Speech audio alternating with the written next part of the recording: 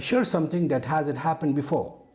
A US president allegedly intervening in another country's internal legal process. Trump, according to reports, pressured Israel's judiciary to go soft on Netanyahu.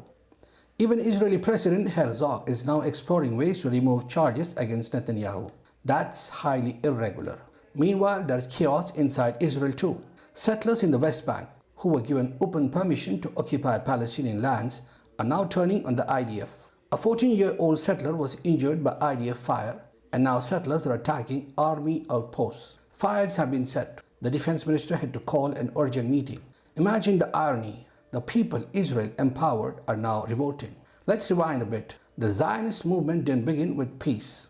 Between 1920 and 1946, Jewish extremist groups like Irgun, Lehi, and Haganah carried out terror attacks in Palestine and Europe. Go search for the King David Hotel bombing. You'll be shocked. And yet, leaders of these groups later became Israel's presidents and prime ministers. That's the foundation. Right now, while ceasefire talks are reported, Israel continues to bomb Gaza. The goal? Erase Gaza completely. That's what some Israeli leaders have openly said, but they haven't succeeded. Resistance groups like Hamas and Hezbollah still stand. Over 20 Israeli soldiers were killed recently, and daily reports of more deaths are emerging. Meanwhile, Syria has had all its US sanctions lifted.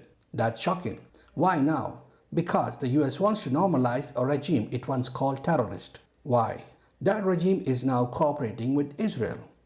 Even ISIS-linked figures have suddenly become allies. People once on US wanted lists are now shaking hands in diplomatic rooms. Hypocrisy? Hezbollah's leaders say they are ready to resist. But are they? Since Assad lost control in Syria, Hezbollah has been cut off from weapons routes. Their power is weakened. Houthis in Yemen have been firing, but their range is limited. So Israel remains mostly unharmed. So is Netanyahu's trip about peace or war? We can't say for sure, but given the patterns, coordination with the US, and simultaneous bombings, it looks like something more strategic than peaceful. Iran has already said they aren't optimistic about dialogue. The Middle East is once again at the edge. Conflicts like these aren't just regional. They affect global markets, oil prices, migration, and diplomacy. I'll keep tracking every update and bring it to you without a filter. No spin, just facts. If you found this video informative, share it, comment your thoughts below. I read all of them. So that's it. Thank you for watching. See you in the next one.